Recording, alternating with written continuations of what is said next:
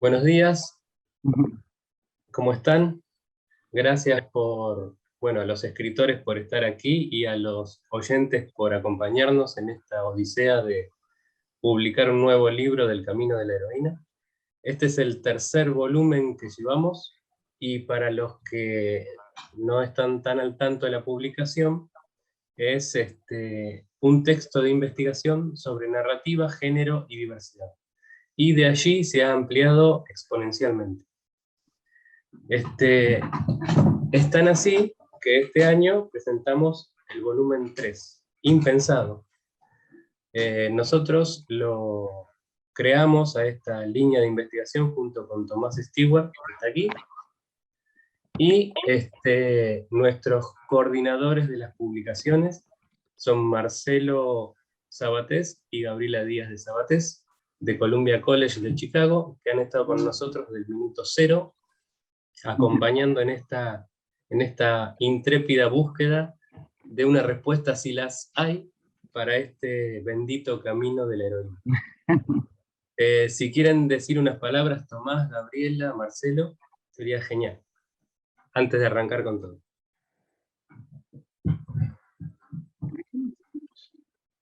Bueno, ¿Quién gusta hablar? okay. Muy bien, Gaby. Bueno, Marcelo. sí, para nosotros esto es, además de intelectualmente interesante, es muy gratificante. Creemos que parte del desafío cultural contemporáneo tiene que ver con abrirse a diferencias y a perspectivas. En el fondo nuestra charla hoy es básicamente eso, es el abrirse a perspectivas, y creemos que este tipo de espacios son ideales para abrirnos a perspectivas. Creemos que un peligro cultural enorme que hay en este momento es a través de los algoritmos de Internet y de cómo nos filtran la información de acuerdo a lo que nosotros consumimos o de lo que los algoritmos creen que nos gustan, es el retroalimentarnos con nuestros propios pensamientos y no abrirnos a pensamientos diferentes. Y este tipo de encuentros internacionales donde se cuestionan modelos tan poderosos como por ejemplo el modelo de Campbell, son realmente fundamentales. Así que es un honor, y es un honor, supongo que Gabriela va a decir más de eso, es un honor trabajar con la Universidad de Palermo y con nuestros coeditores, desde todo punto de vista, de nuevo, intelectual, personal, es divertido, es organizado de nuestra propia manera, a nuestra propia manera, y es muy, muy gratificante. Yo de parte de los dos, lo que quiero decir es primero, bienvenidos, y es un gusto poderlos ver realmente, aunque sea de manera virtual. Estamos, como siempre, tanto Marcelo como yo, sumamente agradecidos a la Universidad de Palermo, al decano Oscar Echevarría, a Gabriel Los Santos y a Tomás Stewart por la oportunidad de no solamente de haber comenzado a colaborar, sino de seguir colaborando con hasta, digamos, estos tres volúmenes. Sobre todo este último, que ha sido realmente un trabajo titánico por la consabida pandemia, que decirles, digamos, todos la estamos viviendo, así que yo considero que el hecho mismo de producir este volumen, con las contribuciones de colegas a nivel nacional e internacional, es producto de la sumatoria de actos heroicos por parte de todos nosotros y de la universidad, también de, digamos, hacer el esfuerzo de poner todo esto junto en un volumen que realmente para nosotros es sumamente especial. Así que muchas gracias por tenernos. And I want to thank some of you who don't speak Spanish or maybe understand a little bit. So thank you very much to all of you too. Thank you. Gracias, Marcelo. Gracias, Gabriela. Tomás.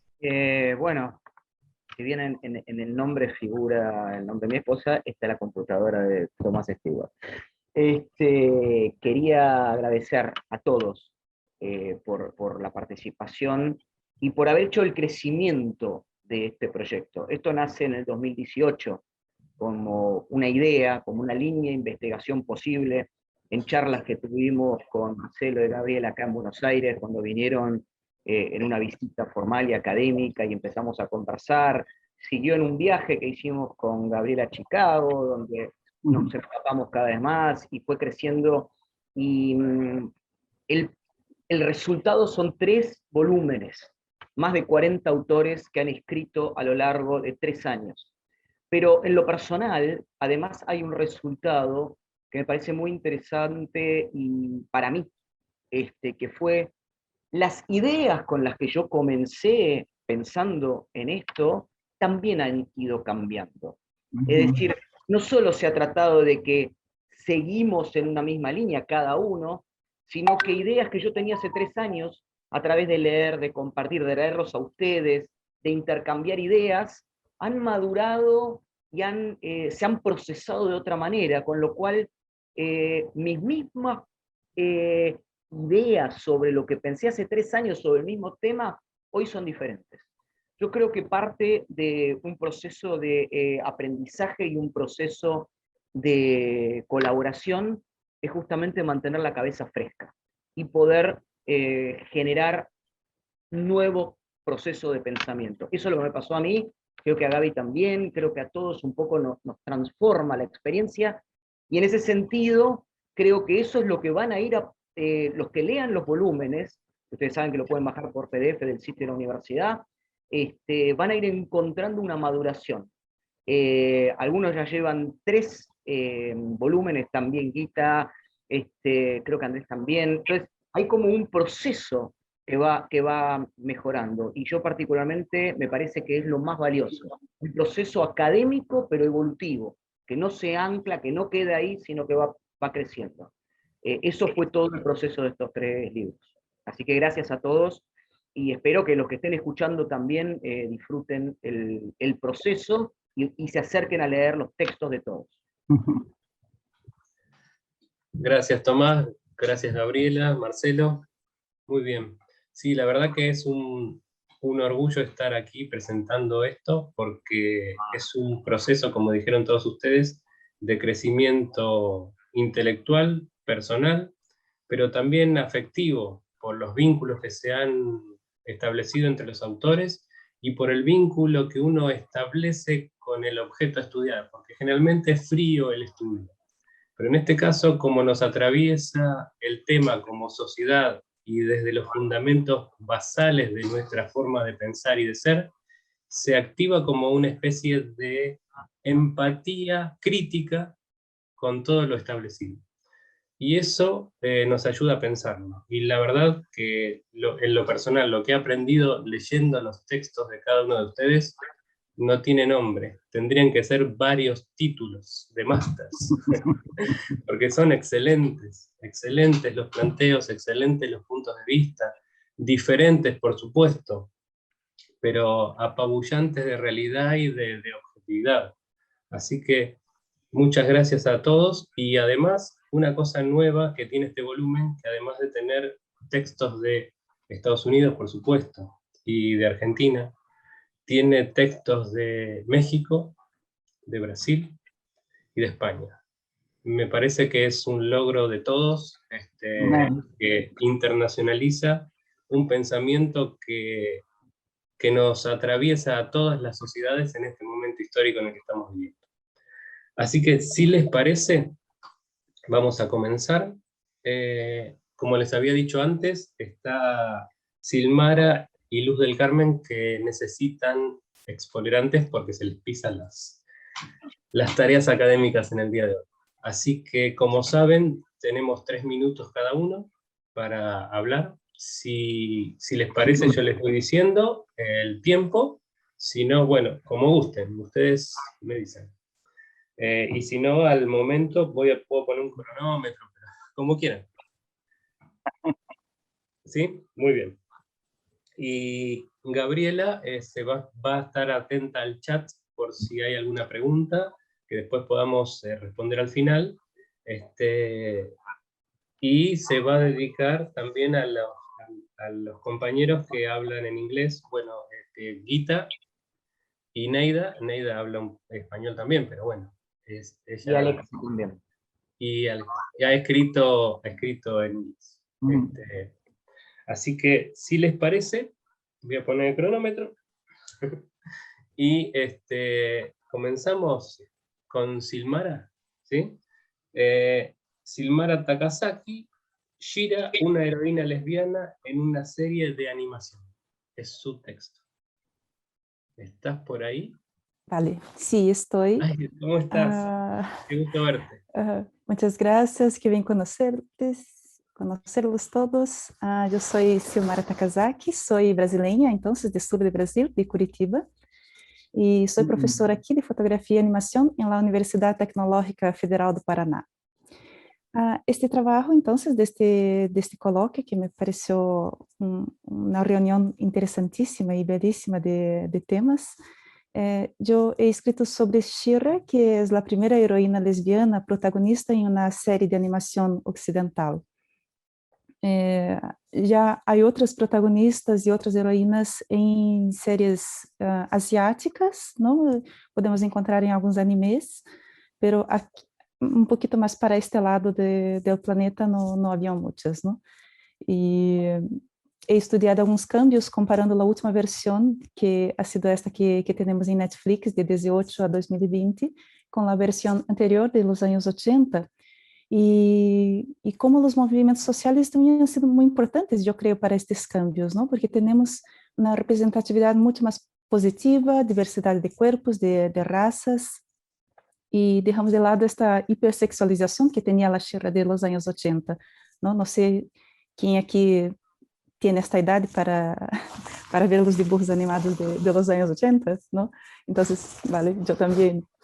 Y aunque esta nueva protagonista de Netflix junto a DreamWorks haya salido del armario solo en el último capítulo después de 5 temporadas, ha sido una representatividad muy bonita y muy importante y valiosa, yo creo, para todos, ¿no? Y porque esta idea de pareja romántica no era importante para la narrativa. Estaban haciendo otras cosas, viviendo sus vidas, eran adolescentes, por fin. Pero ha sido muy importante, yo creo, para todos, por la forma que han conducido esta historia.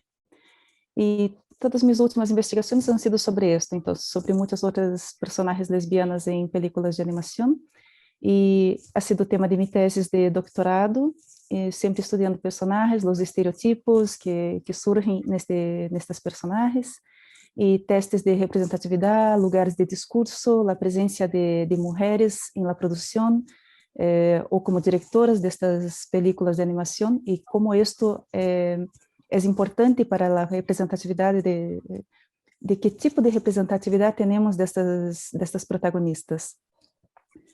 Y es esto.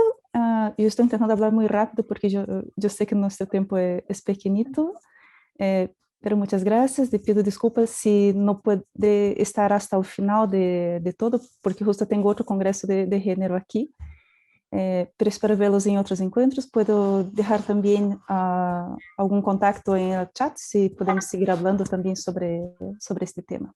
Y te agradezco muchísimo por dejarme. Yo no sabía que iba a hablar antes de todos, ya no estaba tan preparada, pero muchas gracias. Es esto. Gracias a vos por participar. Gracias por tu texto, es excelente. Todos los textos son geniales, así que es más que recomendable leerlos. Leerlos da un placer, así que muchas gracias. Y yo vi la Shira de esa época y vi la Shira de ahora y sí, hay algunos cambios interesantes. Muchas gracias. Gracias a vosotros. Por favor, dejen sus contactos en el chat si quieren, o sus redes sociales, para que la gente que está escuchándonos pueda después conectarse con ustedes. Bueno, seguimos entonces. Luz del Carmen Vilchis Esquivel. Su texto es Las rastreadoras, madres que indagan sobre la desaparición forzada, narrativa de la ignominia por su derecho a buscar. ¿Estás por aquí, Luz? Sí, aquí estoy. Ahí estás. Aquí estoy. Voy a compartir una pantalla, por favor. Bueno. En teoría no se puede, pero si estás A dentro de ver, los minutos, está bien. no te preocupes, yo ahora me tardo 3 minutos. Va. Bien. Buenos días a todos.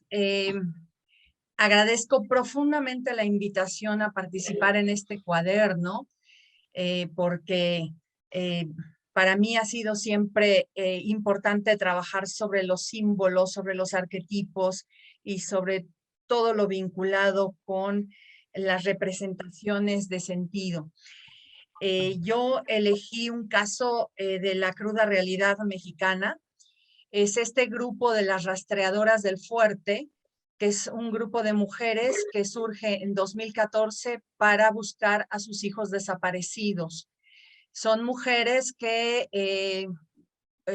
cuya intención es simplemente encontrar los restos de sus hijos y trabajan con palas, con varillas, con lo más rudimentario. Como antecedente, pues tenemos cifras vergonzosas, apabullantes. Solo entre los años 2018 y 2020, el gobierno reconoció 82,000 desaparecidos, sin contar secuestros ni otro tipo de desapariciones que no estén consignadas en expedientes. Los números son impresionantes. Cuando uno ve los casos y lee los casos, son muy tristes. Y aquí lo interesante es que las rastreadoras, después de 3 años, empezaron a entrar a las redes, empezaron a crear narrativas digitales, pero su intención no es esta búsqueda de likes, era una búsqueda de referencias que les permitieran encontrar los sitios en los cuales se encuentran las tumbas clandestinas.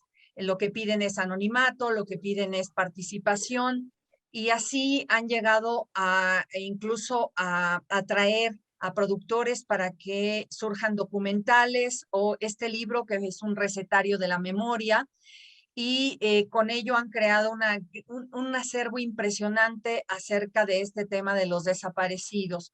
Obviamente la prensa internacional pues ha puesto los ojos en ellas. Algo importante para mí era hacer esta analogía de las rastreadoras con la tipología de las heroínas arquetípicas y con estos valores de temple, de lealtad, de coraje, de audacia, de intrepidez, que solo pueden tener mujeres que se atreven a buscar los restos y a sacarlos y a seguir, incluso continuar con la labor una vez que han encontrado los restos del propio familiar, contribuyen con las demás para seguirlos encontrando. La verdad es que esta es una historia que no tiene conclusiones.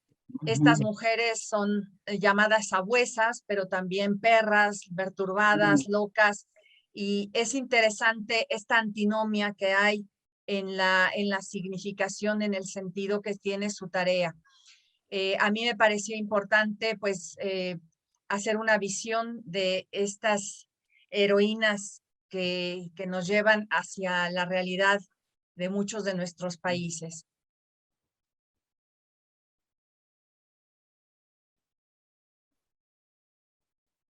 Muy bien, Luz. Gabriel. Gracias por la presentación. Es un tema tremendo y cuando lo leí, bueno, tuve muchos puntos de anclaje con la historia en Argentina de los desaparecidos, y aparte el tema bien ubicado y bien armado desde lo narrativo. Es un texto duro, durísimo, pero hay que leerlo. Gracias, muchas gracias. Al contrario, gracias Gabriel, y gracias a todos los que organizaron este cuaderno. Gracias por Muy el bien, tiempo. por favor. Seguimos entonces. Bien, Gabriela y Marcelo Sabatés, sobre heroínas y heroicidad. de lo extraordinario a lo extraordinario. ¿Se escucha bien? Perfecto. Excelente. Bueno, nos repartimos el trabajo de tal manera de que sin perspectiva de género, hoy sobre todo voy a hablar yo, pero el trabajo es de los dos y personalmente una cosa extraordinaria, Gabriela y yo hemos hecho muchísimas cosas juntos, algunas contables, otras no contables, pero nunca habíamos publicado un artículo juntos. Y habíamos editado libros, hecho presentaciones. Este es nuestro primer artículo escrito, publicado juntos. Y viene un poco por intereses que tenemos los dos y por la colaboración con los dos volúmenes anteriores y en el contexto de la investigación de la heroicidad y heroínas.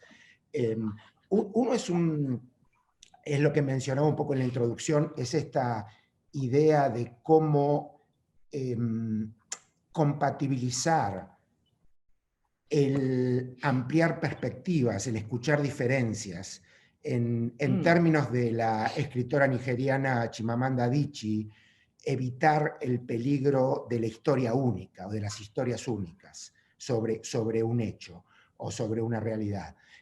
Compatibilizar la idea de perspectivas y de diferencias con el reconocimiento de que hay hechos y de que también hay perspectivas que describen hechos mejor que otras perspectivas.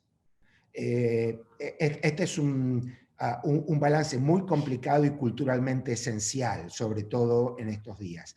Y el otro interés, por ahí práctico, en nuestra docencia y en nuestra colaboración comunitaria como Latinex en Estados Unidos, es la cuestión de encontrar modelos inclusivos, modelos en los cuales nos podemos ver reflejados y nos pueden inspirar, no como algo inalcanzable y extraordinario, no como los héroes de la ficción y de las películas, que en general son inalcanzables, sino como algo que todos podemos ser, y que de hecho en algún sentido lo somos.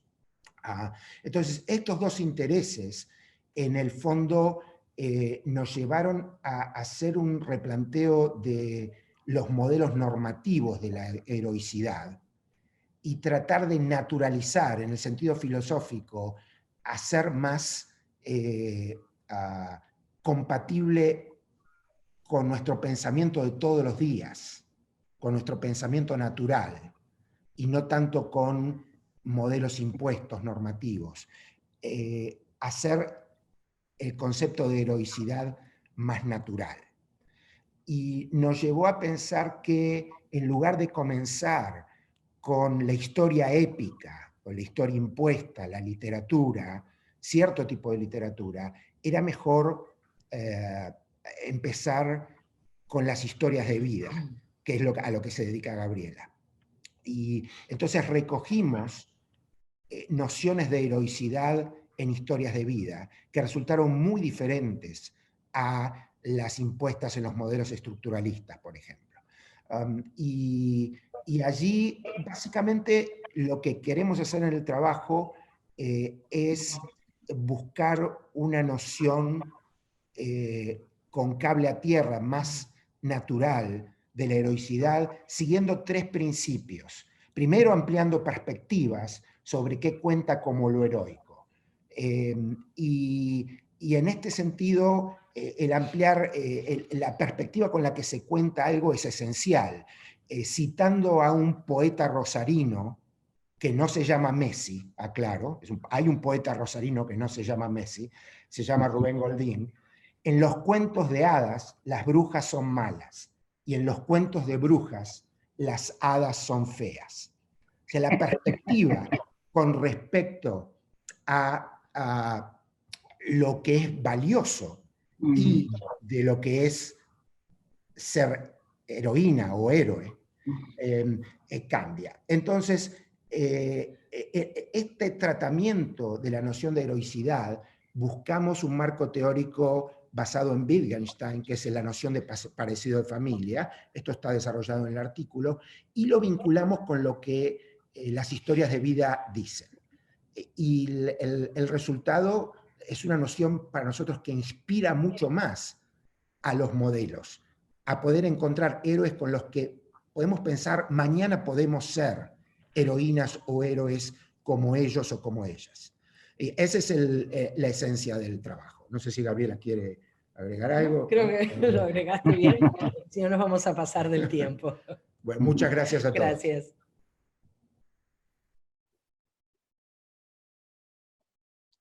Genial.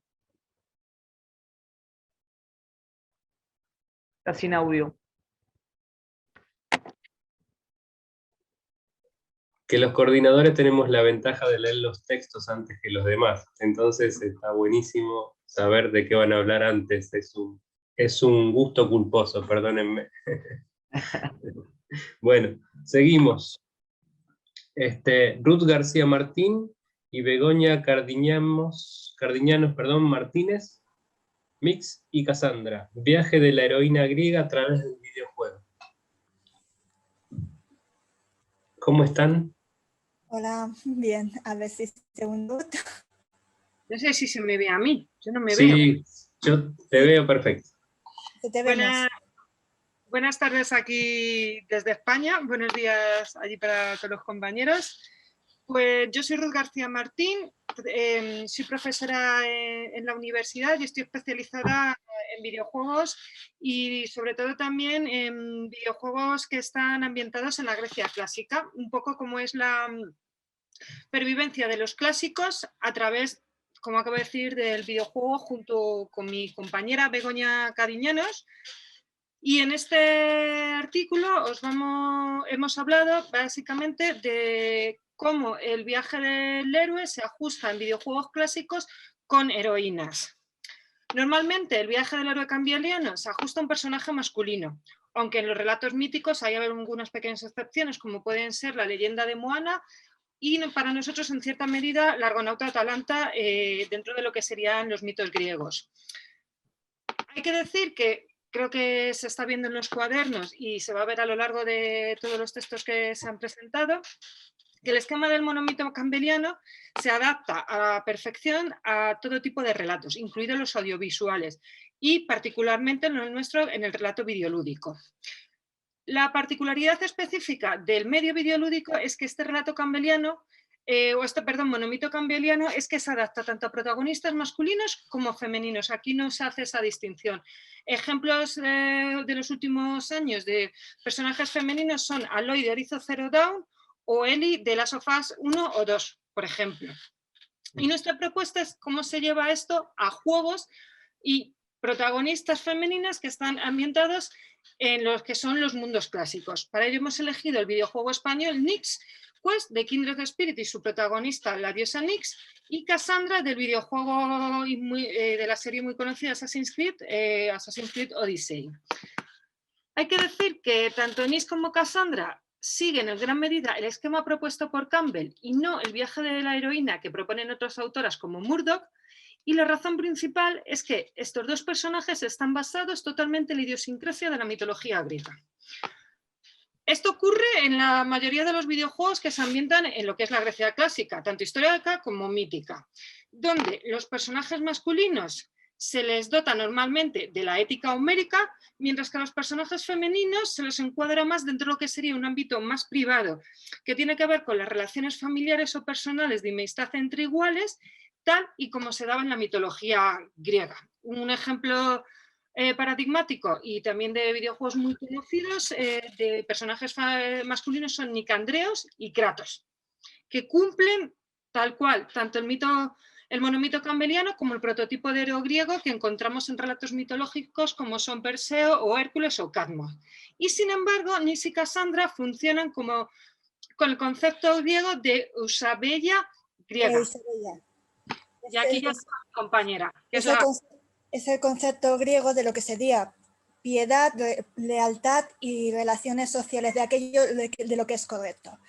En el caso de Nyx y en el caso de Cassandra, al contrario que Nicandreos o Kratos, vemos que no es la ida lo que les lleva a adentrarse en la aventura. Es la búsqueda ya sea de Ícaro para Nyx, ya sea de volver a recuperar a su familia para Cassandra en lo que se considera el final feliz del propio videojuego.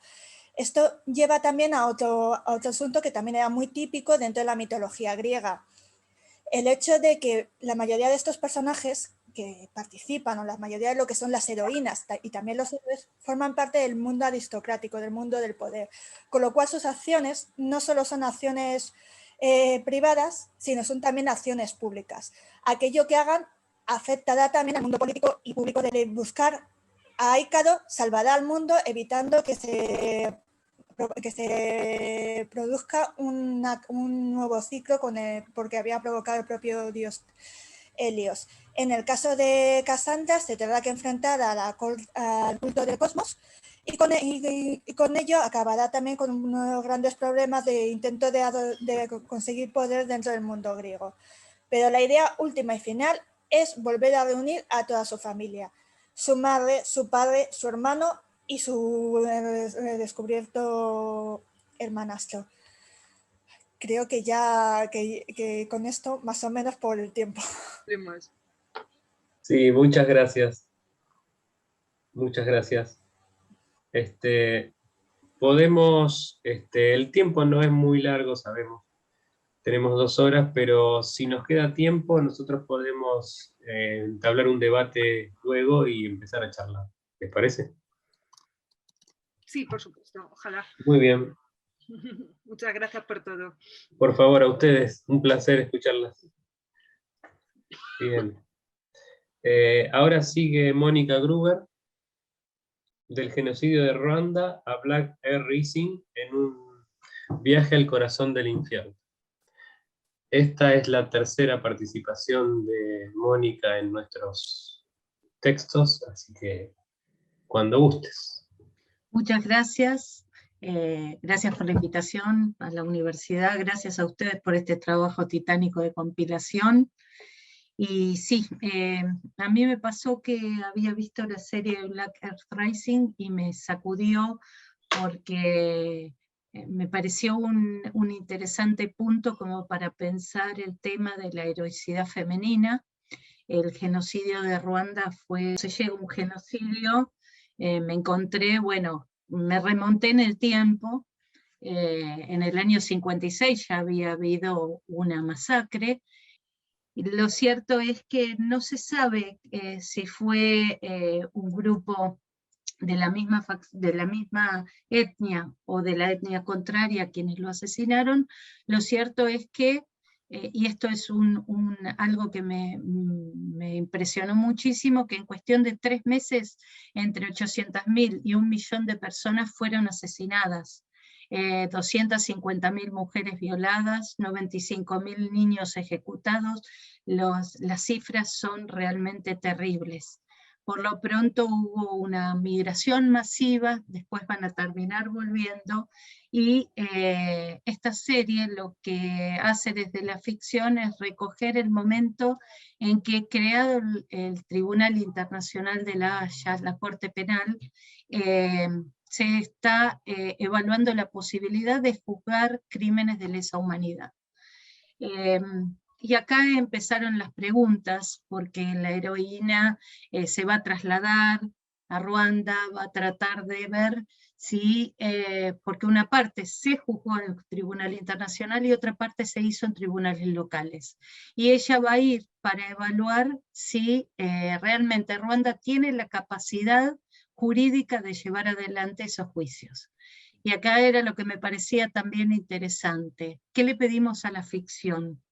Porque al documental le pedimos que vaya en la línea de la realidad, pero ¿qué le pedimos a la ficción también? Entonces empecé como a encontrar qué iba en paralelo a la ficción y qué iba con basamento en la realidad. Y me parece muy interesante el trabajo que hizo Hugo Blick para la BBC, porque realmente va trazando un camino heroico, un arco de crecimiento muy interesante en la heroína, que por cierto parece una escultura de ébano, y que realmente es como una suerte de catábasis, es decir, de descenso a los infiernos, como decían los griegos, para descubrir lo que hay detrás. Y como último dato comento que ahí no hubo ninguno que tuviera limpias las manos, porque a instancias de Macron, hace 1 o 2 años, se descubrió que el gobierno francés había capacitado tácticamente y dado armas a los responsables del genocidio. Nada más. Muchísimas gracias. Gracias, Mónica. Excelente el texto y bueno, a todos, no sé si vieron la serie, se puede leer el texto sin haber visto la serie perfectamente, es clarísimo, es genial, pero recomiendo que la vean, es dura, pero está realizativamente, es excelente, además de lo que cuenta, ¿no? Cinematográficamente es muy bueno. Muy bien. Bien, seguimos entonces. Con Gita Kapila, ¿estás allí? El viaje del héroe como antinarrativa, descenso y disenso en el camino hacia la revolución y la resolución en el paraíso de Bong Joon-ho y la conciencia de Disney.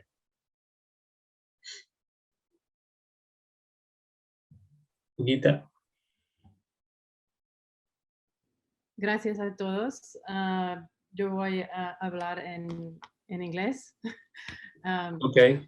So one of my preoccupations with the hero's journey is thinking about narrative space and the displacements, the physical displacements that are implied by the journey. In the first 2 papers that I wrote on gender and then on race, for the first 2 volumes, I was more concerned with Campbell's description of the journey across a surface, and that this journeying across a surface, for example, in Mad Max Fury Road, in my first paper, constituted or impacted the experience of Furiosa as the heroine and the experience of the hero's journey. With Parasite, with this paper, I'm focused on class. And the second paper was focused on race. This paper is focused on class, and specifically the issue of upward mobility. And upward mobility within the context of the hero's journey, implying displacements not horizontally across a surface, but vertically. And that's something that I discuss in Parasite and in Cinderella. For example, the protagonist in Parasite starts in a basement apartment, a half basement apartment, and then rises to the sort of suburban mansion of the very rich family. Inversely, Cinderella starts in an attic and then comes down. So the point is, in both those narratives, the displacements of the journeys are vertical as opposed to horizontal. And you know, thinking about it now,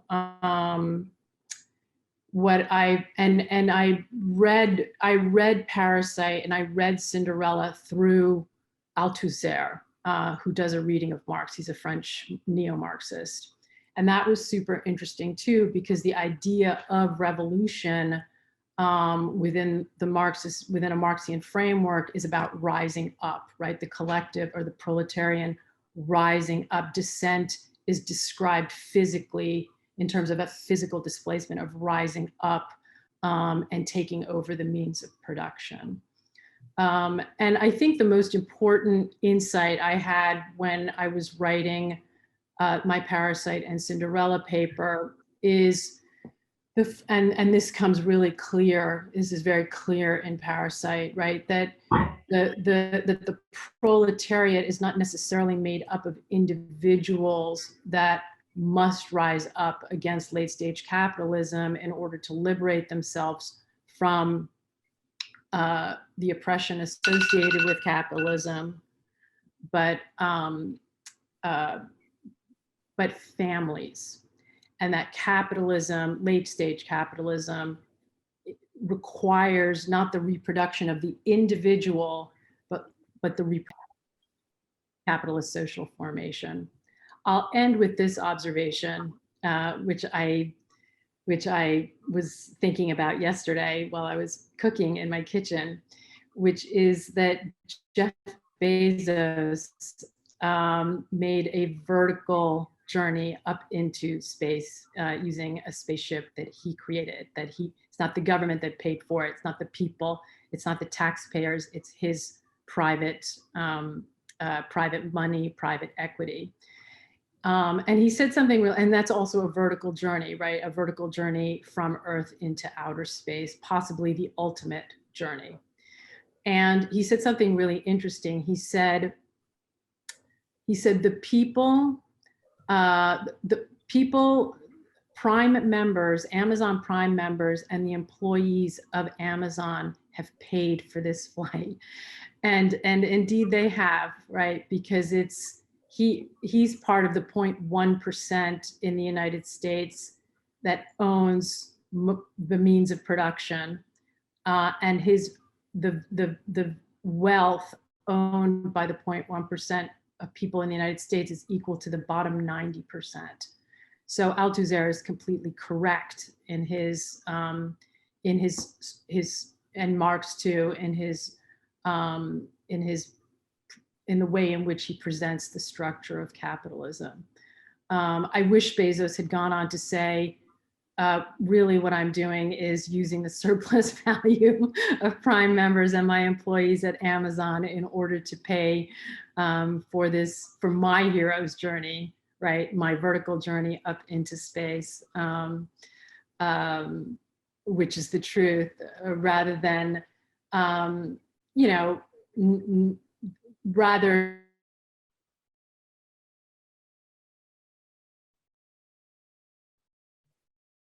for all humankind, which then necessarily obfuscates the way in which the most brutal forms of capitalism have enabled him to do what he does. So, thank you. Thank you. Thank you, Gita. Thank you. Gracias a todos. Gita también es la tercera vez que participa con nosotros, ya es de la casa, con sus textos. Gracias. Gracias.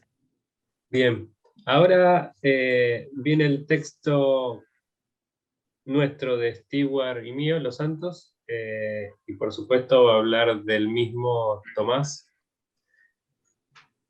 Cuando quieras, Tomás. Bien. El tercer texto es una evolución de un proceso de pensamiento, como dije en la presentación, y también creo que pudimos penetrar en un nuevo escalafón con una mirada cada vez más incluyente con respecto a la mezcla entre lo narrativo puro, es decir, las historias, los cuentos, y esto como emergente de la sociedad. Hay algo que nos dimos cuenta a través del proceso de investigación en esto, y es que hay algunas ideas flotantes que no discutimos nunca. Esas ideas son tan basales, están tan estructuralmente en nuestro pensamiento que nos parecen obvias, ¿no? Y una de esas ideas, absolutamente casi incuestionables, no importa que la persona sea religiosa, no religiosa, que crea en algo, no crea en nada, es que Dios es blanco y hombre. Es un varón blanco que tiene barba. Tenemos las pinturas de Miguel Ángel. Y además se enoja mucho. Entonces, cuando en nuestra estructura occidental, ¿no? Por eso digo, independientemente de las creencias, con todo respeto hacia las religiones, dicen, el hombre fue hecho a imagen y semejanza de Dios, decimos, bueno, entonces el hombre, acá la humanidad, tiene que tener barba, tiene que ser varón, se tiene que enojar mucho y tiene que ser bastante caprichoso. Cuando construimos héroes, los construimos en base a esa idea. Y esa idea que en algún momento pudiera parecer que le da ventaja al hombre, no deja de ser una forma de esclavitud, porque en definitiva es imposible llegar a ser ese Dios. Y además deja de lado el concepto de lo femenino. Si Dios es todo eso, entonces lo femenino, ¿dónde está? Es cierto que en las mitologías antiguas, especialmente en la egipcia, parcialmente en la griega, las diosas femeninas tuvieron un lugar importantísimo. También en las nórdicas. Estoy hablando de Occidente, que es lo que me compete y que más conozco. Cuando generamos heroínas para la pantalla en el cómic, en las películas de Marvel, o en las películas o en las historias de cualquier cosa, replicamos lo que en la sociedad está instalado como idea primigenia, como algo que no se plantea, como algo casi indiscutible. Entonces, eso nos da un sesgo, un corte, que no nos permite pensar otras posibilidades. Cuando hablamos de inclusión, cuando hablamos de diversidad, cuando hablamos de ampliar el campo conceptual, parece que hay verdades escondidas que nunca se llegan a tocar. En este escrito nos pusimos un poquito más ásperos, más profundos, tratando de encontrar que si estas verdades no son verdades, son cuentos, es narrativa, es un invento de alguien, con todo el derecho cualquiera de creer en el cuento que quiera. No está mal si quiere creerlo, pero tiene que entender que está creado culturalmente. Son emergentes culturales. Últimamente incluso hay algunos datos muy interesantes arqueológicos que desmitifican incluso la historia que hoy se le cuenta a los chicos en las escuelas, que es que el hombre salía a cazar y la mujer se quedaba en la caverna cuidando a los chicos. Bueno, nuevos descubrimientos han mostrado que la mujer salía a cazar a la par del hombre. Entonces, ¿qué historia nos contamos a nosotros mismos y cómo reproducimos eso a través de la ficción?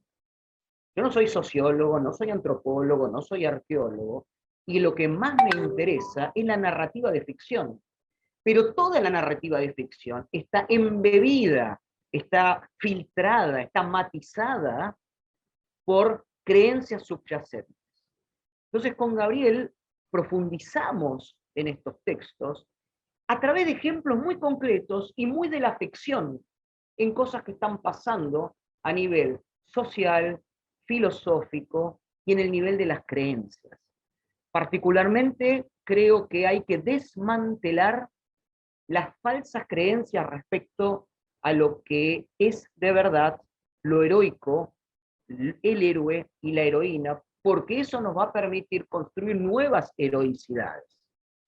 Eso me parece que es algo que profundizamos, que pusimos sobre el tapete, que escribimos, y que también, como dije al comienzo, es la evolución de 3, 4 años de pensar, leer todos los textos, buscar otras cosas, y un detalle más, y quizás un poco en línea con lo que dijo Guita, la antropóloga Rita Segato dice que el capitalismo es un proyecto cultural histórico y que no es posible sin el monoteísmo y sin el machismo implícito.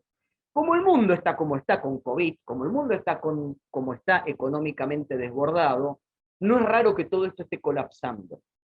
Con lo cual la narrativa, es decir, los cuentos que nos contamos todos los días, está en crisis.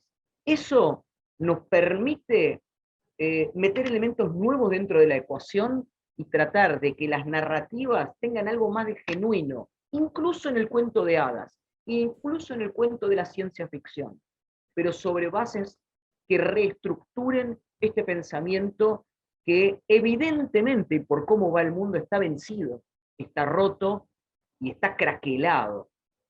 Así que de eso trata nuestro texto, y como todo lo que está pasando acá es múltiple en la mirada, se superponen, es como un gran panal donde cada cosa va construyendo esa totalidad, porque al final la miel que todos tomamos para nuestra supervivencia física, emocional, intelectual, conceptual, está extraída de este gran mar conceptual que es la sociedad. Y si nosotros no podemos hacer una pequeña grieta ahí, si no podemos infiltrarlo, nos vamos a repetir a nosotros mismos.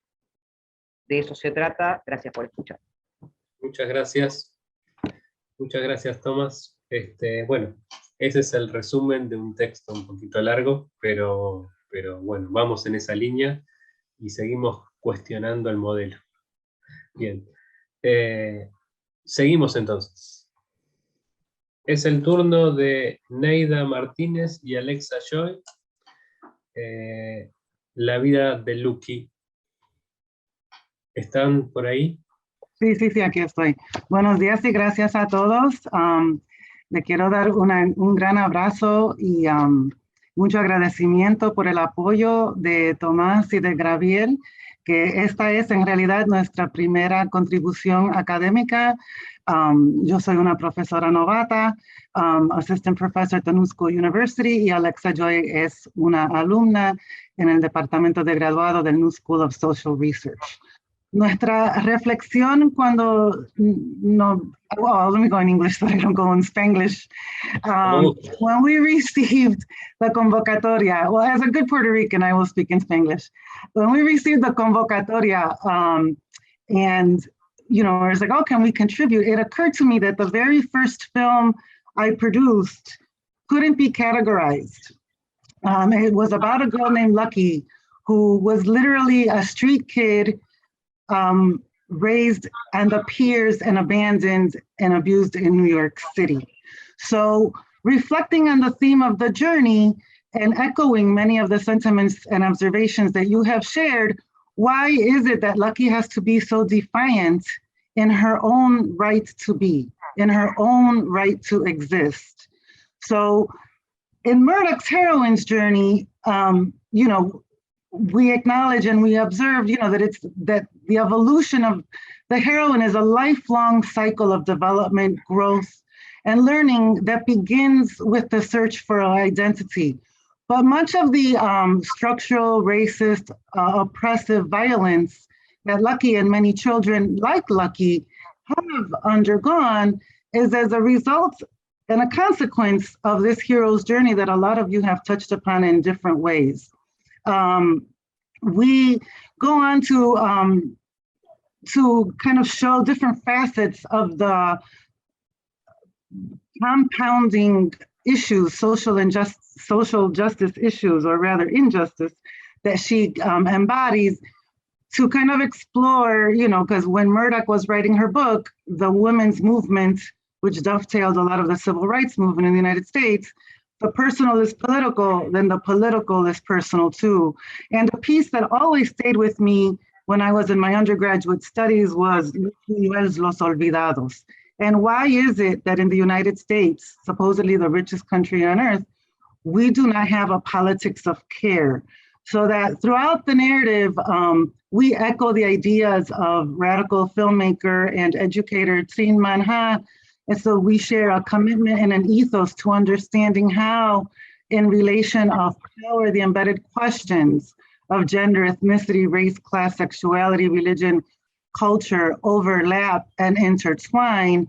And it's of particular note that both Lucky and I are of Puerto Rican Afro-Indigenous descent, because as a colony of the United States, we kind of live in a limbo in between the legacies of Spanish colonialism and US imperialism and neoliberalism. I want to introduce you to Lucky and the context of which I'm speaking about really quick, and then I'm gonna throw the mic to Alexa. So I hope that we are in good time. And let me know if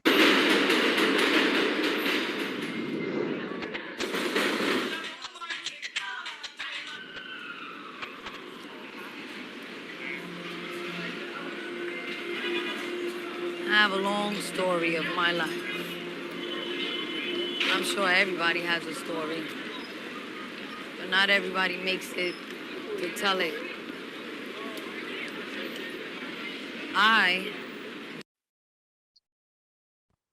So she goes on to say that she's an orphan, and I would like to invite Alexa to share her remarks, and then we'll close. Good morning, everyone. Thank you so much for having me, and apologies that I'm not speaking Spanish. If I could converse in the language, I absolutely would. Professor Martinez brought me on to help her with this research, prolific research, and really looking at, in my role, queer deviance and a sociological perspective of Lucky's plight. So we're really combining the interrogating the idea of what is the deviant, anything that's structured outside of the norm, cisgendered, white, heteronormativity, and the kind of politics of queer theory. Also looking at how the plight of Black and queer and Latinx communities have really contributed to this deviant radicalism, much of which Lucky has really embodied throughout her lifetime, and seeing how this connects not only to her personal plight, but the plight of Black and Latinx communities in New York and throughout the US. And obviously, you know, looking more at an artistic radical interrogation and experience of the hip hop cultural production in New York, and seeing how both Lucky in the film, if you folks will watch it another time, uses this and the idea and culture of hip hop to really form as a self-expression, and connecting it obviously to the systemic injustices we see not only just through New York, but throughout the world, and using it as a platform not only to connect with community, but to really call truth to power, speak out against injustice, and looking at also the sociological implications of the personal and society, and how Lucky has really created this world to both try to understand her oppression and try to overcome it.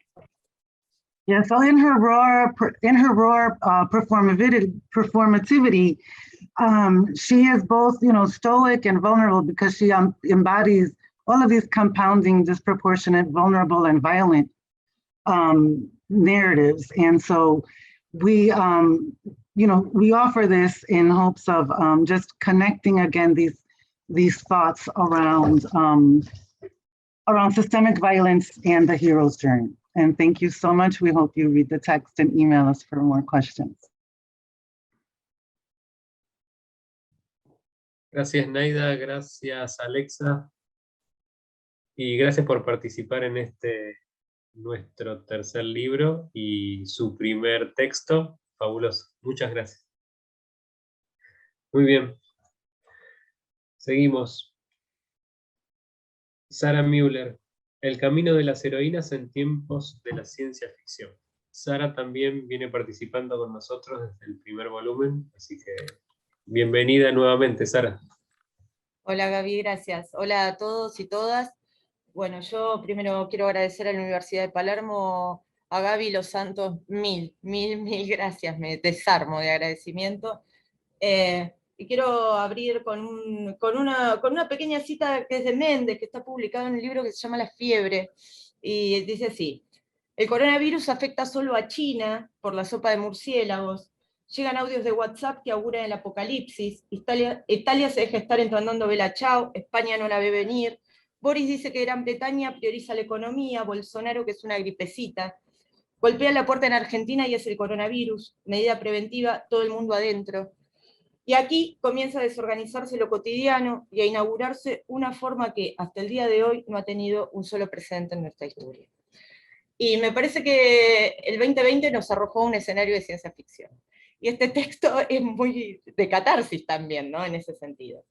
Y hay varias líneas en este texto que lo van atravesando y que me parece que lo van tejiendo. La primera tiene que ver con pensar la ciencia ficción como género y la particularidad con la que hay logrado irse adaptando a las preocupaciones de la humanidad, ¿no? Se ha fortalecido, ¿no?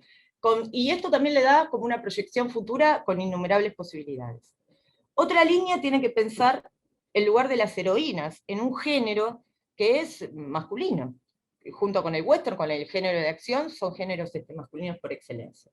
Pero para pensar un pasito antes, podemos ver los estereotipos para los científicos varones de los cuales el cine se ha nutrido, ¿no? Y acá entran el alquimista malvado, el científico tonto, el investigador inhumano. El que más me gusta a mí es el científico loco, malo y peligroso.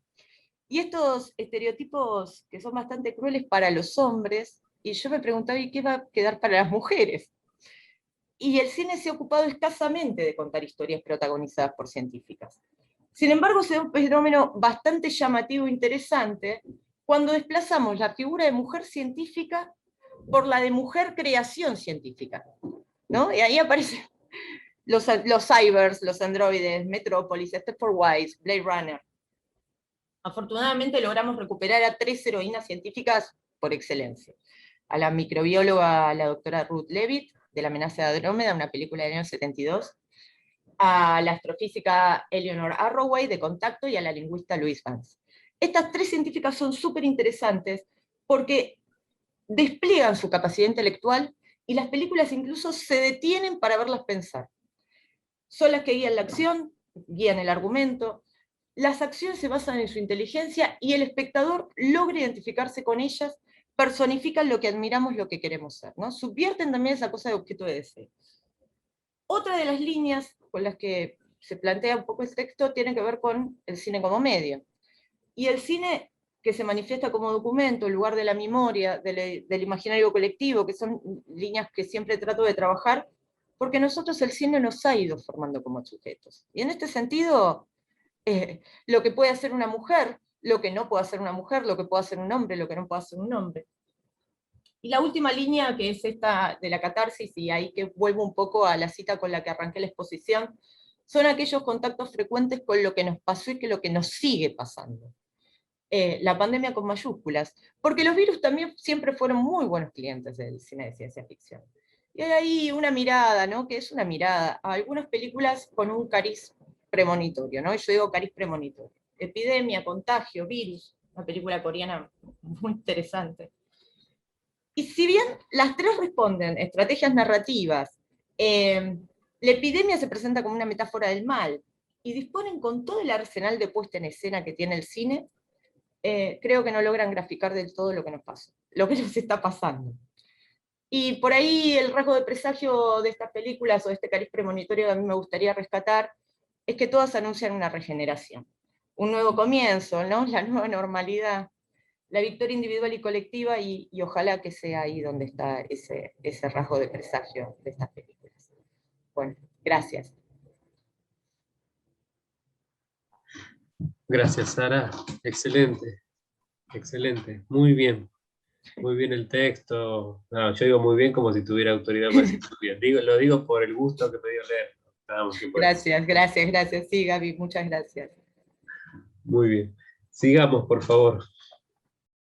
Seguimos con Gonzalo Murúa Lozada, Rompiendo la armadura de Samus Aram.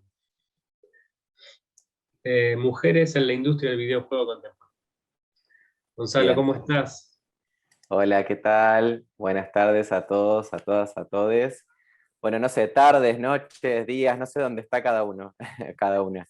Ahí, como decía Gaby, sí, mi texto se llama Rompiendo la armadura de Samus Aram, Mujeres en la industria del videojuego, y el escrito se llama así porque está estructurado a través de un videojuego que se llama Metroid, del 86, que fue el primero en contar con una mujer protagonista en sus narrativas, ¿no?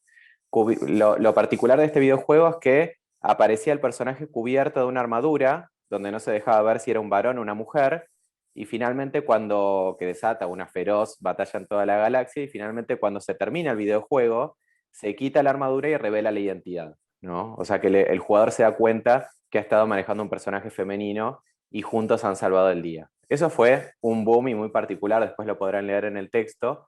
Incluso en algunos lugares se decía, no, Samus no es una mujer, se lo sacó de los manuales, dependiendo del país, pero bueno, de alguna forma la estructura del paper comienza analizando algo que a mí me interpeló mucho, porque además soy documentalista, entonces tengo como esa cuestión de observar mucho el mundo histórico, y es particularmente el movimiento Ni Una Menos, ¿no? Que hizo eco tanto en mí como en muchos argentinos y argentinas. De hecho, se terminó convirtiendo en un movimiento transnacional, ¿no? Que deja de ser un mero título para convertirse en un lema. Ahí retomo una autora que se llama Varela, se apellida Varela, que en el 2020 dice que este movimiento ya lo estudia como la cuarta ola del feminismo, y dice que se replica tanto en Uruguay como en Chile, a nivel regional, también hace eco en España, y bueno, se ve este impacto de la participación de Ni Una Menos con más de 100.000 personas, ¿no?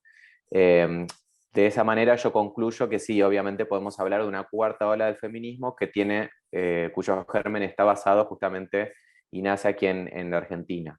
La segunda parte del texto justamente es donde yo identifico una problemática que sucede en el mundo de los videojuegos y que tiene que ver tanto con la representación de la mujer como con su rol dentro del videojuego. Entonces, de alguna forma, el avance de esta nueva ola feminista lleva un poco débilmente a estas mareas que yo menciono, unas mareas de una isla casi inaccesible, que es un bastión vinculado con la industria del videojuego, generalmente masculino, blanco, heterosexual, más bien hermético, ¿no?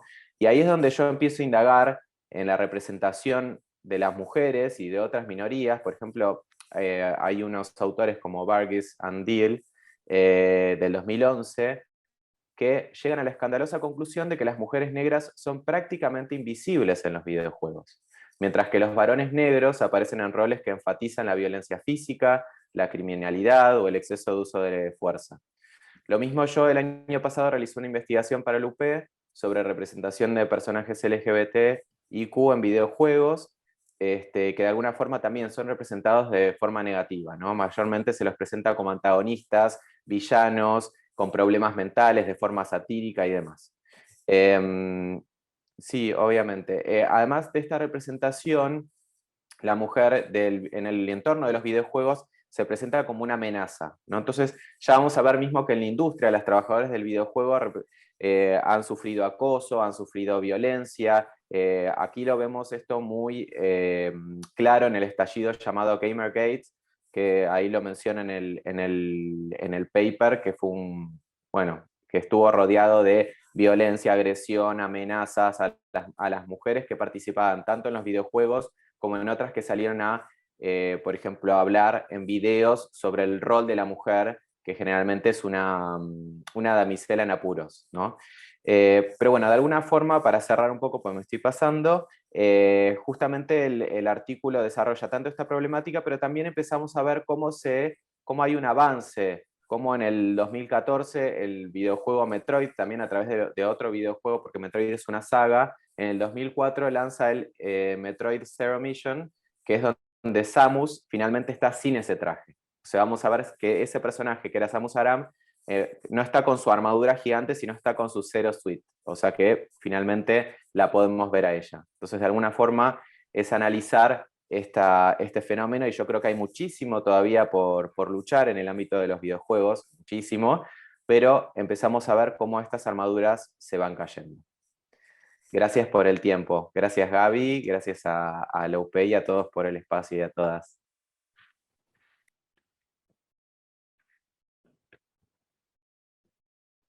Gaby, está sin audio.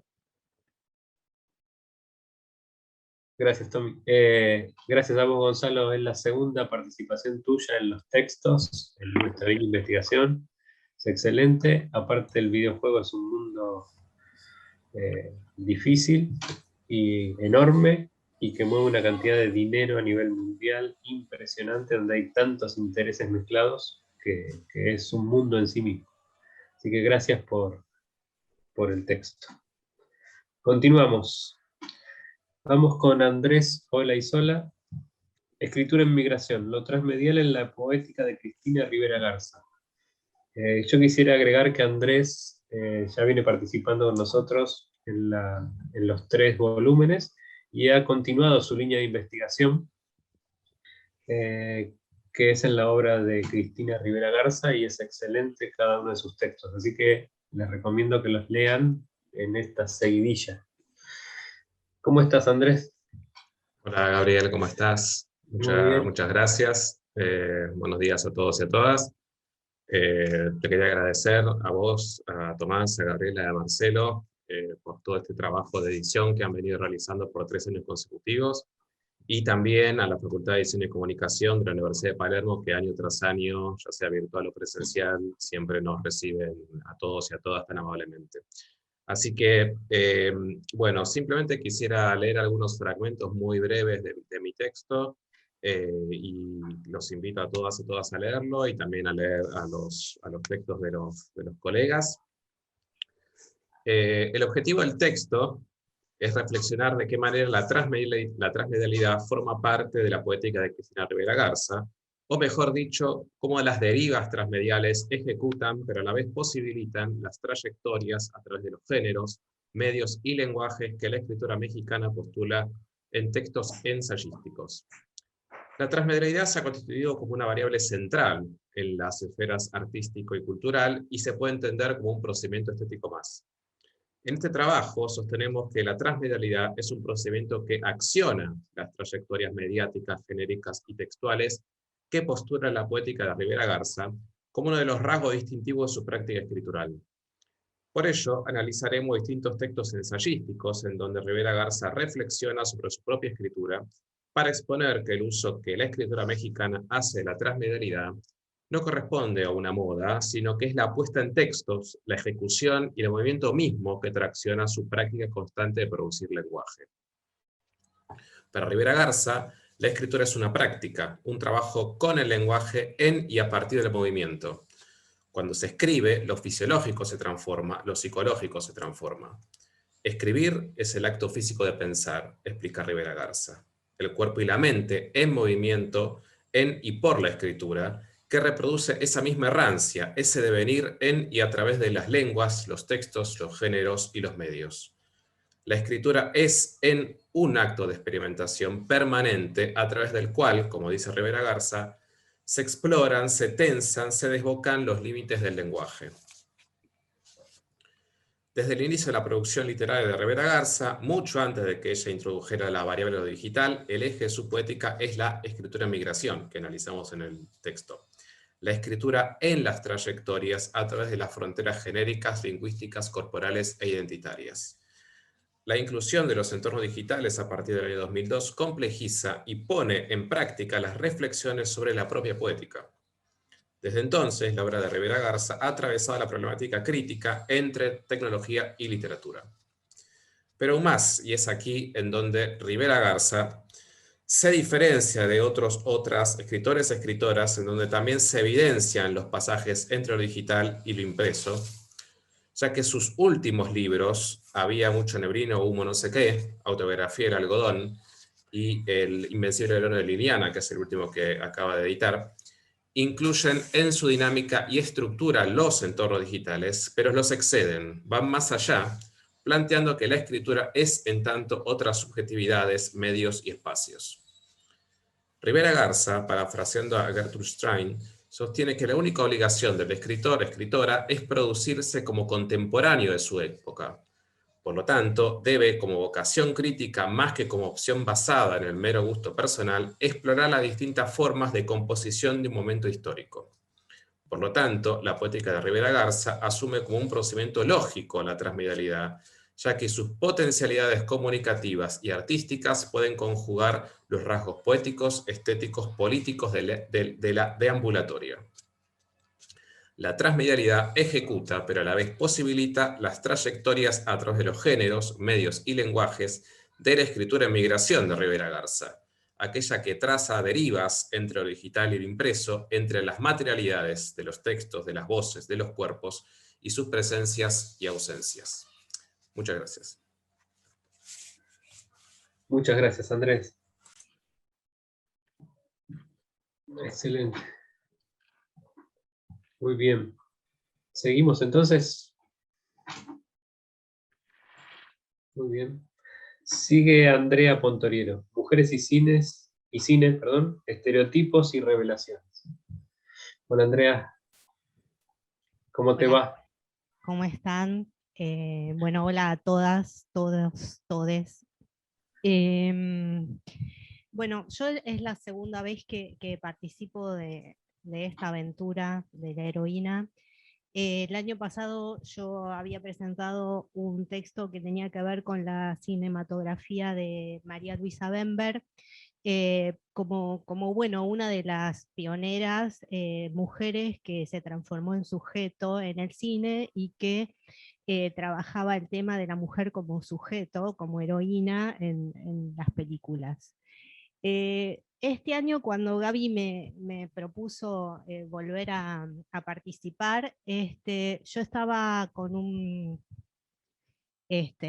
grupo de investigación con el que también trabajo en la Universidad de las Artes. Estaba trabajando el tema también del cine en las décadas del 30 y del 40 en Argentina. Y estaba indagando ese tema porque justamente una de las cosas que planteaba recién Sara, esta idea de cómo el cine nos forma como sujetos, ¿no? Y me interesaba este momento de quiebre de los 30 y los 40 en la Argentina, porque en ese momento fue el momento donde las mujeres empezamos a tener derechos civiles y empezamos a ser consideradas también como sujetos políticos que podíamos decidir también sobre el futuro de nuestra sociedad. Y eso es algo que nosotros ahora tenemos como muy normalizado, pero es algo que realmente no sucedió hace tanto tiempo y que ese fue como un momento de quiebre. Y a mí me interesaba esta cuestión de cómo se dan estos cambios en la sociedad, pero por otro lado, cómo estos cambios se manejan a nivel de los textos y de las textualidades que nos interpelan, y cómo a veces no necesariamente lo que sucede en la sociedad, como el ni una menos, como todos estos avances de la ley del matrimonio igualitario, como esto de adquirir derechos, no va de la mano con cómo se nos interpela o cómo se narran estas historias, esto un poco que decía Tomás, de estos cuentos que nos narran, que se naturalizan y que no se discuten y que son valores a los cuales nosotros nos sometemos porque nos interpelan y porque nos ponen en un determinado lugar. Entonces, a mí me pareció que este momento de la Argentina era un momento clave en este cambio, que se estaban produciendo materialmente cambios, pero que sin embargo, cuando nosotros vamos al cine, se nos interpela y se nos pone en un determinado lugar que sigue siendo conservador. Entonces, lo que hice en este texto fue trabajar un poco este tema del surgimiento de la clase media, de cómo aparece eso en el cine y cómo aparece un cierto tipo de cine que se llama cine de ingenuas, en donde hay un cierto estereotipo femenino que dura hasta un determinado momento, a fines de los 40, y que después a partir del cine de Christensen se empieza a erotizar la figura femenina. Y medio que estuve como discutiendo que esto no es tan así.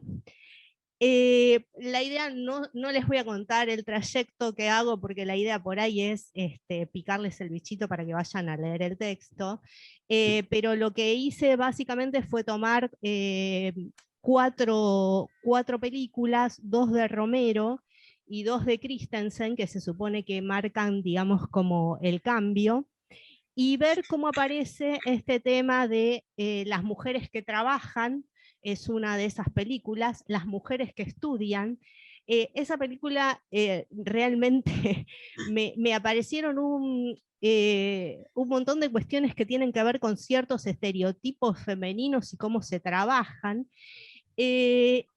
Después en Christensen tomé 2 películas que protagoniza Mirta Legrand, que se llaman La señorita de Pérez y La señora Pérez se divorcia. A mí me llamó la atención esta cuestión del tema divorcio, incluso en un título de un film, y además esta cuestión de que en esa década hubo muchísimos, lo pongo ahora, no recuerdo la cifra exactamente en el texto, muchísimos títulos de películas donde la protagonista era mujer. Pero la idea es que no necesariamente que la protagonista sea mujer significa que esa mujer es un sujeto que desea, un sujeto que lleva adelante, un sujeto que se la puede considerar una heroína. Bueno, eso básicamente son como las líneas que yo trabajé en este texto. Ese es el corpus de películas que yo elegí. Me sorprendió, sinceramente, porque dentro de estas cosas, de estas cuestiones en donde el lugar de la mujer es la familia, los niños y todo eso a través del matrimonio, todas las películas terminan en ese lugar, por más que haya rebeliones. A mí me interesaba estudiar este tema de las rebeliones de las mujeres que tienen un lugar, la adolescencia y la juventud. Después hay que casarse y ocupar el lugar que una tiene que ocupar.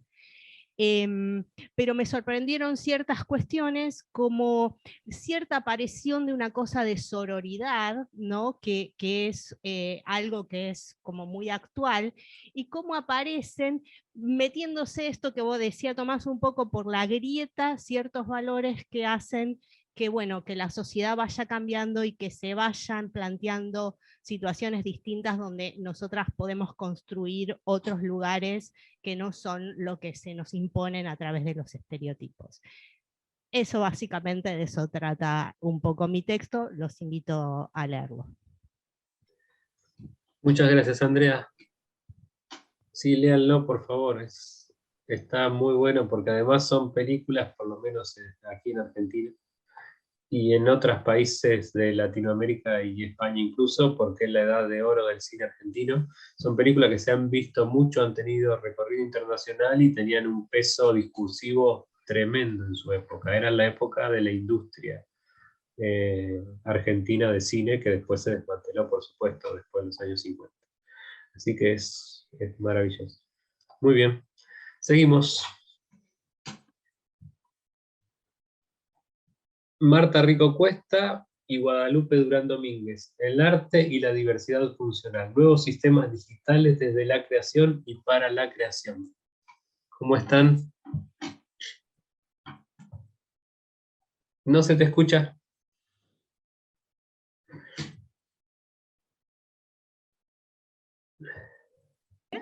A ver, igual es cuestión de los cascos. Ahora sí, ahora sí. Perfecto, eran los cascos que bloqueaba el audio. Perfecto.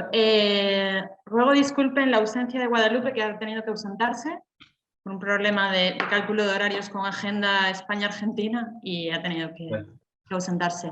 Agradeceros que contéis con nuestra participación y presentaré nuestro capítulo en nombre de las dos. Nosotras somos profesoras de Ingeniería en Diseño Industrial aquí en la Universidad de Extremadura, en España.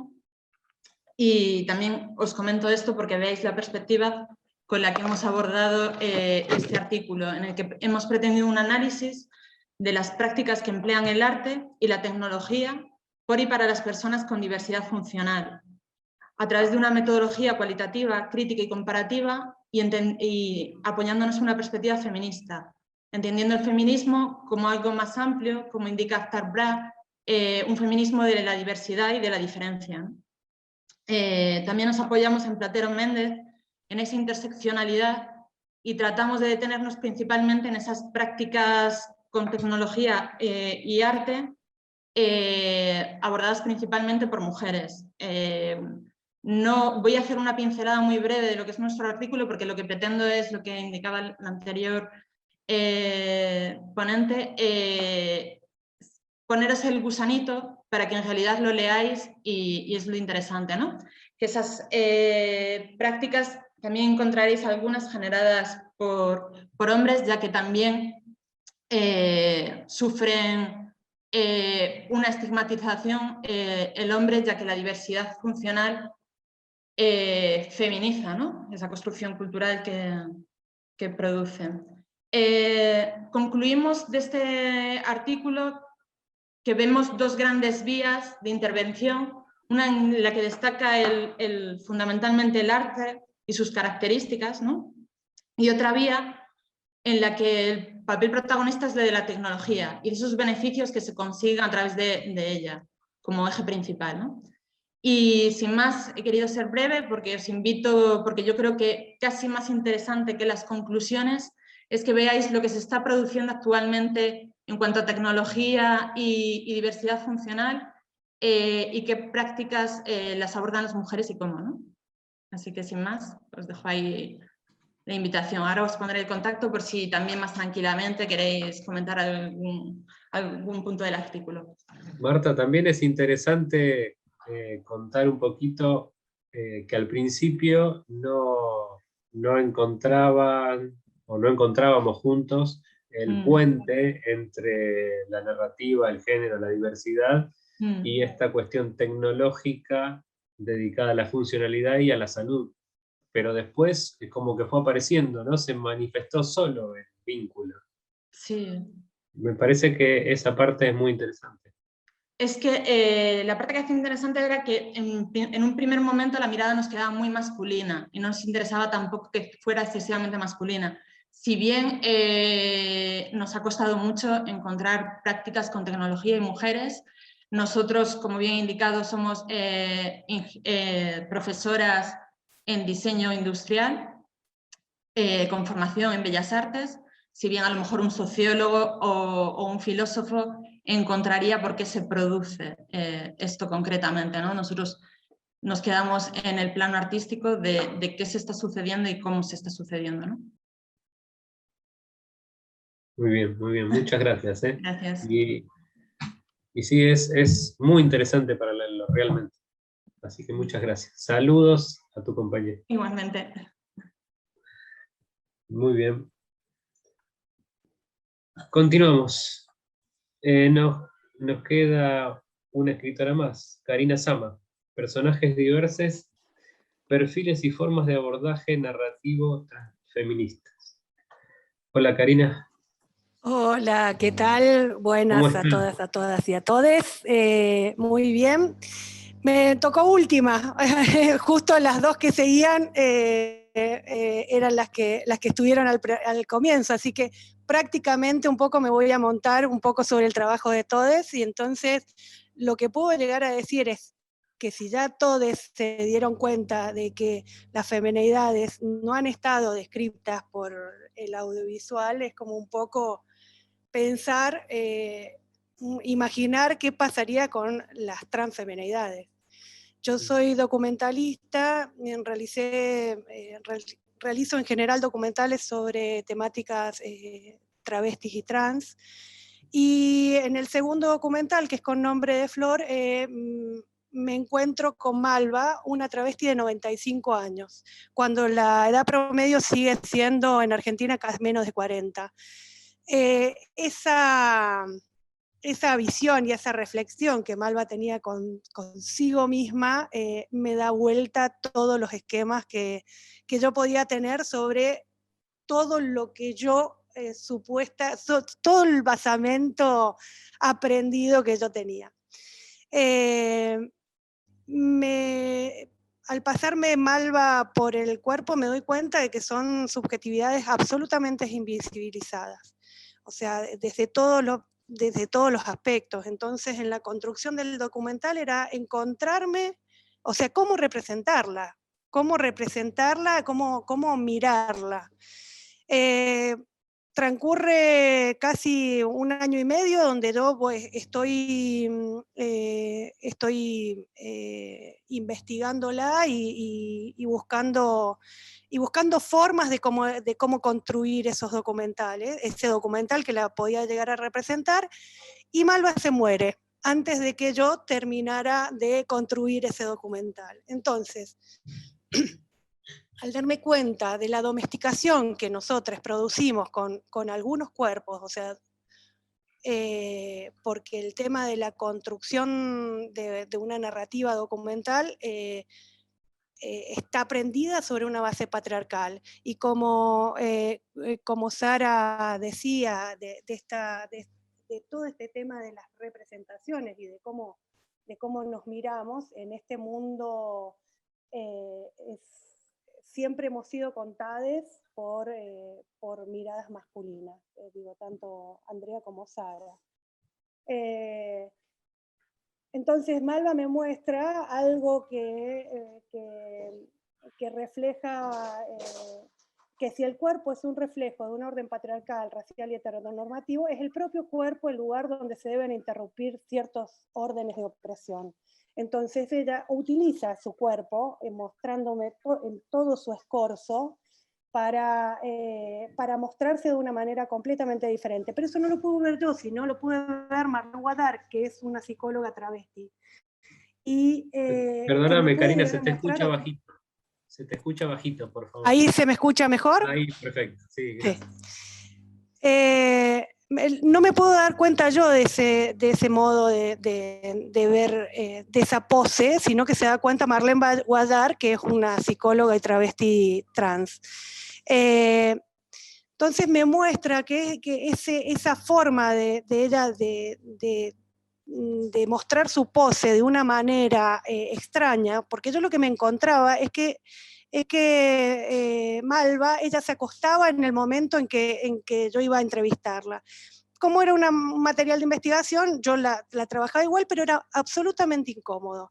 Y no solamente cuando ella se mostraba desde esa manera, sino que también se mostraba cuando podíamos llegar a enfrentarnos frente a frente desde ese material. Entonces, ¿cómo representar un cuerpo trans? ¿Cómo acceder a ese cuerpo trans? Esos encuadres incómodos y extraños no se correspondían con mis modos aprendidos de posicionar la cámara. Me tensionaba tanto como dentro de la imagen. Su forma de presentarse era desde una forma propia y personal. Guadar es la que me ayuda a leer esto, este gesto como un planteo corporal e ideológico que ella llama escorzo. Esa noción del escorzo que intuitivamente nos devela Guadar la encontramos académicamente en Ortega y Gasset, Meditaciones sobre el Quijote, y nos permite analizar una pose de tercera dimensión. O sea, no es solamente la vemos desde el frente, sino desde el costado, sino también desde su dimensión, desde sus pies. Pero eso, si entendemos que las imágenes interpelan y construyen identidades, la posibilidad para una persona trans de verse reflejada en alguien trans es muy importante. El cuerpo viejo y travesti de Malva es revolucionario y subversivo. Sabemos que el binarismo nos restringe, nos recorta, nos reduce, y contemplar un cuerpo no heteronormado como el de Malva insta a diversificar la mirada y a asumir una posición crítica respecto al abordaje de las formas de representación. El modo aprendido de encarar un personaje es desde un verticalismo tradicionalmente ejercido por la forma de diálogo de las entrevistas y de la restricción de los movimientos que se les suele pedir a los entrevistados en todo documental. Ver eso en mi trabajo, pensándome transfeminista, fue desbaratarme el aprendizaje. Las narrativas audiovisuales como vehículos de representación de identidades divergentes generan lentos procesos contrahegemónicos. Entonces, ¿cómo dejar de reproducir un sistema opresor? ¿Cómo desaprender todo lo aprendido? Toda la construcción de la cinematografía es en base al verticalismo, y eso es yo te filmo, yo estoy arriba, vos estás abajo. Eso es lo que me desbarata Malva.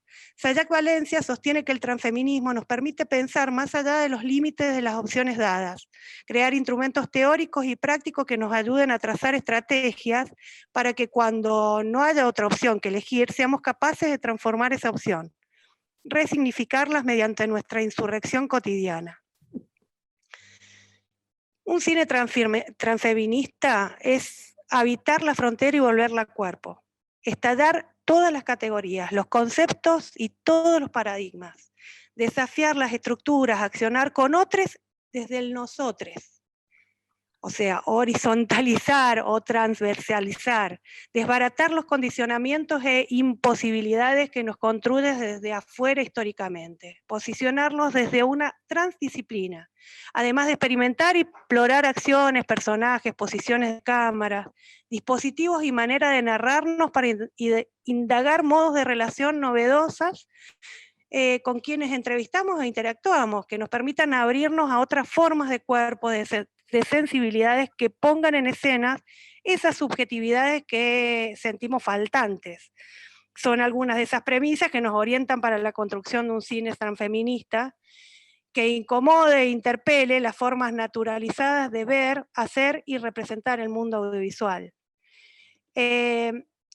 ahí puse un poco, si ustedes quieren ver la película, porque la verdad es que el que Malva me haya pasado por el cuerpo es como que me desbarató todo lo aprendido, o sea, estamos en pleno trabajo de desaprendizaje desde y por la academia, y me parece que, bueno, en realidad, así como no nos hemos visto representadas en las subjetividades, las femenidades, o sea, porque hasta el 90, hasta como habías dicho vos, Andrea, no apareció una María Luisa Bember, o sea, fueron solamente 15 mujeres las que trabajaron antes de María Luisa en Argentina.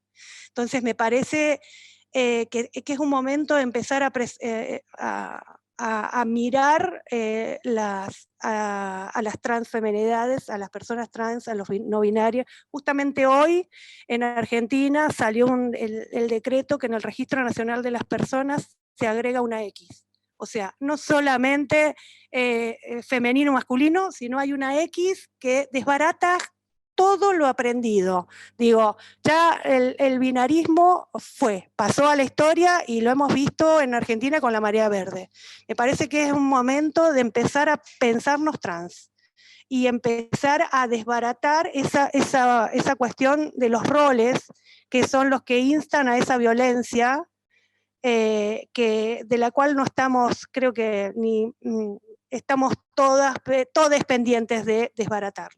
Entonces me parece que nosotros como reproductores de subjetividades tenemos en nuestra mano algo fundamental que es como reflejar a las nuevas identidades, que seríamos todos y todes. Muchísimas gracias. A vos, muchas gracias. Y si quieren, este texto de Karina es una suerte de hilo del texto anterior, ¿no? De la publicación anterior. Entonces ahí pueden tener un panorama completo, por lo menos hasta este punto, del trabajo de Karina sobre este tema. Así que es muy recomendable leerlo también, del volumen 2. Así que muchas gracias. Muy bien, estamos con todos los expositores ya cumplidos y tenemos unos 10 minutos para charlar, para ver si hay alguna pregunta del público. No sé, Gabriela, si hay algo en el chat, alguna pregunta para alguien. Bueno, hola, no hay ninguna pregunta, lo que sí es que parece importante que estamos todos compartiendo los emails para así nos podemos comunicar más allá de esta presentación. Así que si alguien no lo ha hecho y quiere compartir su email, este es el momento de hacerlo. Gracias. Sí, y les recomiendo que la data del chat, la que les interesa, la copien y la peguen, porque si bien esto después se sube a YouTube, el chat desaparece. Claro. Así que guárdense los contactos y los links. Cópienlo, péguenlos. Muy bien. Quisieran... Tomás, ¿querés decir algo? Marcelo, Gabriela, ¿alguno de los compañeros, compañeras quieren agregar algo? ¿Les gustaría decir unas palabras más? Marcelo, ¿vos? Yo tendría varias preguntas para todos los expositores. Me gustaría saber un poco más el contexto de la presentación sobre México, sobre los desaparecidos en México. Las rastreadoras. Las rastreadoras. Pero no están. No está, claro, ya se fue. Sí, no, Luz del Carmen se tenía que retirar. Claro. Sí, es tremendo texto y tremenda historia. Y lo más interesante, cuando hablamos con ella de esto, cómo ella rescata la cuestión narrativa del grupo de mujeres para con la sociedad, para comunicar su trabajo, su necesidad de búsqueda, ¿no? Eso es genial, la verdad que, y durísimo. Algo más para anexar es, con respecto al chat, es que no me acuerdo si Gabriel o Tomás, uno de ustedes compartió el sitio de web donde se puede encontrar nuestra publicación, la número 142. Sí. Con lo cual, si no lo han visto, por favor, refiéranse al chat y encuentren allí la referencia. De esa manera vamos a poder leer todos nuestros textos. Sí, y además, ahora que está ya publicado y está terminado el cuaderno, se los voy a los escritores, a todos ustedes, se los voy a reenviar el link por mail también, por las dudas que no lleguen a bajar. Y al resto del público presente, bueno, que por favor lo copie, o lo abra y ya le queda abierto, y después lo pone en favoritos.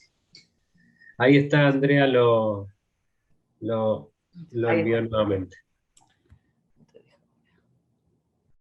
Muy bien. Espera, permiso. ¿Tomás? Sí, cada participante que fue hablando, y además hemos tenido la suerte como coordinadores de esto, tener que leer todos los textos y meternos en cada submundo, ¿no? Que al final constituyen como en la holografía, que una parte puede mostrar el todo. Me resulta particularmente interesante cuando encuentro cosas que jamás hubiese pensado. Todo lo que acaba de contar Karina recién, para mí es, si para ella fue novedoso que lo venía estudiando, para mí es casi ciencia ficción. Entonces me parece que eso tiene que ver con la narrativa. Nosotros, siempre pienso que me puse me dediqué al cine y a escribir porque de chiquito me contaban cuentos. Mi mamá me contaba cuentos, mi abuela me contaba cuentos. ¿Qué cuentos me contaba? Los que había disponibles. Y luego los cuentos de las películas, los cuentos de la serie, los cuentos de los dibujitos animados. Nosotros me parece que nos construimos a partir de narrativas. Y cuanto más variada, cuanto más compleja, cuanto más inclusiva sea la cantidad de narrativas, más amplio va a ser nuestro mundo. Si no, de verdad es sesgado, y uno se encuentra con que después repite la misma historia como se la cuenta a sí mismo, y cree que es la única historia, ¿no? Me parece que es el origen de las guerras. O sea, creer que la propia historia es la que hay que, además, imponerle al resto del mundo. Como comenté al comienzo, cuando empecé a involucrar en esto, tenía un objetivo muy personal que era, bueno, no lo comenté hoy, sino en otras, que estaba escribiendo para un personaje femenino, y me encontraba con que las normas y las reglas que aplicaban al camino del héroe, Joseph Campbell y todo lo que conocemos, no funcionaban. Entonces empecé a decir, bueno, ¿y cómo sería? Y empecé a leer textos y empecé a encontrar que tenía un montón de variables. Hasta que me encontré con esta idea, el patriarcado, que hoy es una palabra bastante usada por diferentes movimientos. Y parte de nuestro texto tiene que ver con esto de reinterpretar qué significa, ¿no? Ante la mirada simple podría parecer de que el patriarcado es todo beneficio para los varones. Yo pienso que es una maldición, ¿sí? Creo que no es una exaltación de lo masculino, sino de otra cosa mucho más grave, que es una idea, que es hipócrita y que nos convierte en esclavos de ideas.